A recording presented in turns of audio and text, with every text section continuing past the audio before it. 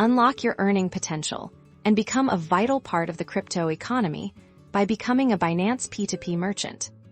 First, head over to the Binance website and log into your account. Once logged in, navigate to the Trade tab and select P2P Trading.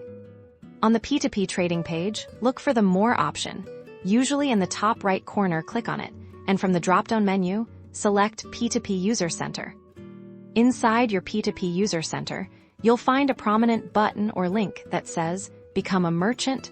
Click on this to begin the application process. You'll be presented with a merchant application form. Fill in all the required details accurately, including your personal information and any relevant trading experience you may have.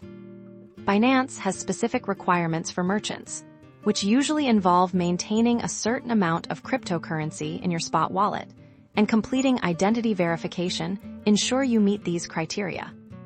Once you've submitted your application, it will be reviewed by the Binance team. This process can take a little time, so be patient. After your application is approved, congratulations! You'll officially be a Binance P2P merchant. You can now set up your trading profile, define your payment methods, and start posting your buy or sell ads to engage with other users and actively participate in the growing P2P crypto market.